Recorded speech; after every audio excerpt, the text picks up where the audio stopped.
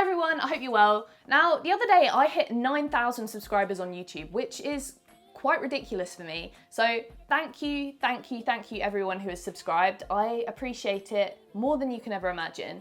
And because of that, I, the other day, asked on my Instagram stories, if you had any questions about my IBS and my sort of journey with the low FODMAP diet and everything. And I thought what would be nice for like a little gift or present to you for subscribing to me is to answer those questions right now.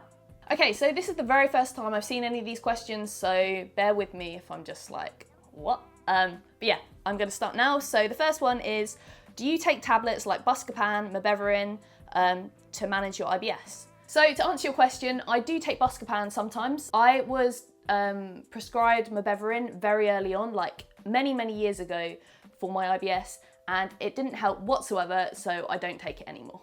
So my next question is, do you ever worry that it's more than IBS, as the term IBS can be used for lots of different issues?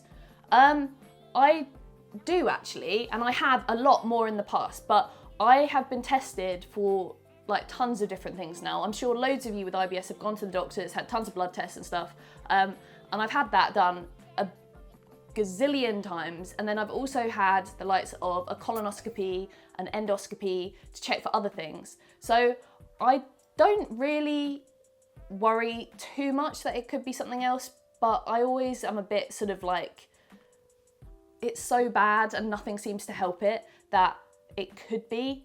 But you know, you've got to, there's only so much you can do. You ask your doctor, you get them to test you more, and they seem very confused. Maybe it is just IBS, although it's rubbish, but maybe it just is. Okay, right, best tips when you have bloated and are constipated. Now, these are two things that I do struggle with quite a lot. For me, when I am really bloated and constipated and stuff, I just have to go straight for peppermint. So either peppermint tablets, and that's the same for like having a hot water bottle, which is a complete pain when it's hot weather.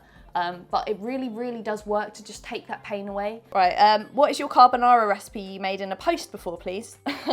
I guess that's not about IBS or the low FODMAP diet, but it's in my blog. On my blog, you can search for it if you want. Maybe I will send this person a link to my carbonara recipe after I've done this video. So yeah, it's quite nice as well. We had it the other day, it was very good.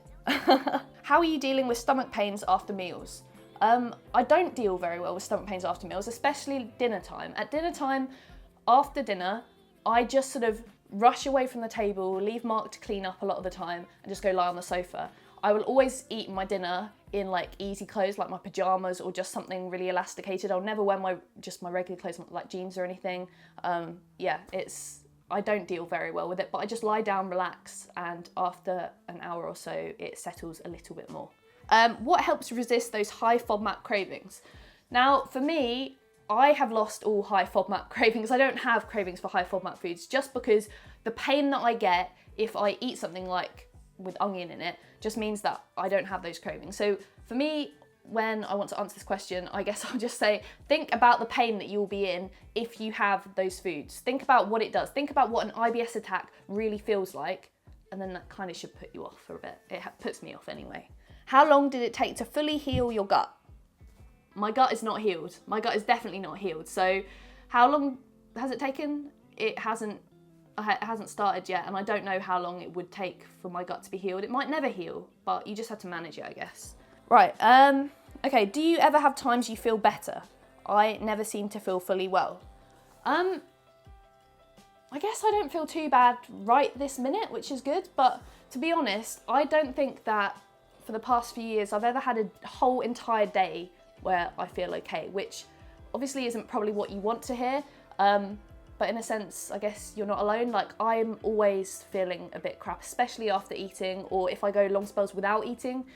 Everything is just about food, and that's really frustrating. But yeah, I definitely don't really feel well very often. Okay, so this one's completely different. Staying positive, what are the things you love to go for, something that helps your gut? Oh no, I can't think what makes me, what's good.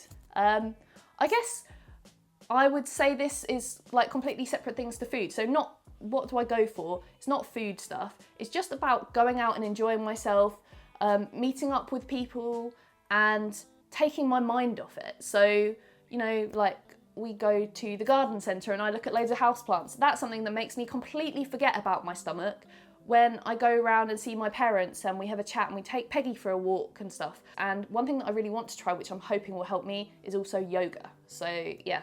Do you find stress affects your tummy? Yes, massively. So I really feel that all my stomach issues first started from me being incredibly stressed in my first year of university. I had a really, really stressful year. Like, I got in to do a good course and then I quit, and the whole stress of deciding whether to quit or not was just too much. And ever since then, my stomach has been a mess, and I'm a real stress head as well. So I really do find that if I'm stressed in a negative way, or if I'm like excitedly stressed, if you see what I mean, like looking forward to something, both of those things really affect my stomach. So yeah, I think that's a massive thing. I think stress is a massive trigger for IBS. Okay, so someone has said, I've recently started the low FODMAP diet and I'm eating very basic meals. I'm really struggling with dinner ideas. I'll just do a plug to my blog because I've got loads of recipes on there, because this is something that, you know, lots of people I find struggle with and think that they have to eat incredibly basically, but I don't want to do that, and I'm sure you don't want to do that either. So definitely go and check it out. It's really not that difficult. The spices and herbs in the supermarket are your friends. Seriously, they are not a problem when it comes to the low FODMAP diet, and use them and you'll be all right, really. Okay, so what supplements do you take, if any?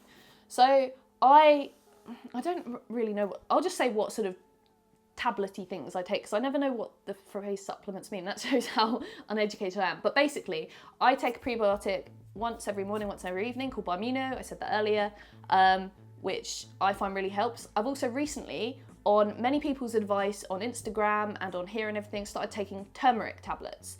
I take one of those in the morning and one in the evening, which I've heard is supposed to help. There's like an anti-inflammatory or something, and that I think is helping a bit of my bloating. So yeah, I take that. Got this one here. My trigger foods seem to be anything and / forever changing. Did you ever have this? Yeah, in a way, I do have this. So there are certain things that are definitely trigger foods and they don't change. I don't sometimes be able to eat them and sometimes not. So as I've said 1,000 times in this video, onion and garlic are just not good. But there are certain things that one day I seem to be able to eat, so I'll have dinner and I'm fine, and then the next day, that, you know, the next week, that exact same dinner seems to give me a lot of grief.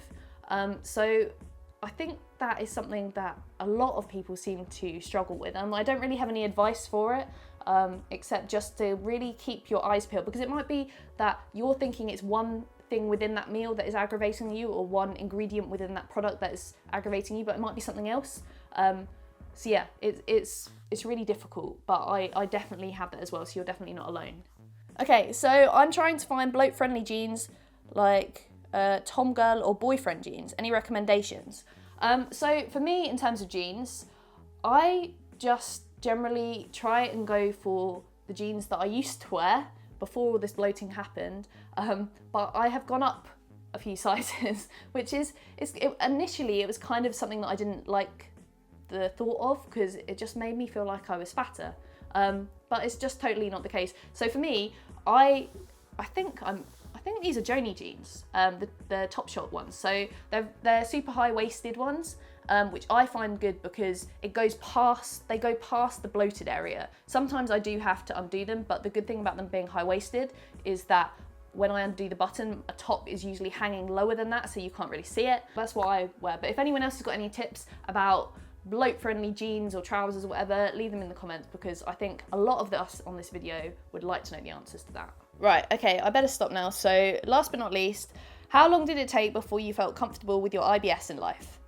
I guess I'm comfortable with it now, in the sense that I'm okay with it, like I deal with it. But then I'm saying that because right now I'm feeling quite positive, but sometimes I'm still not okay with it. I've had it for years and years and years and years and years now. Since I was 18, I'm now, how old am I? I'm 27.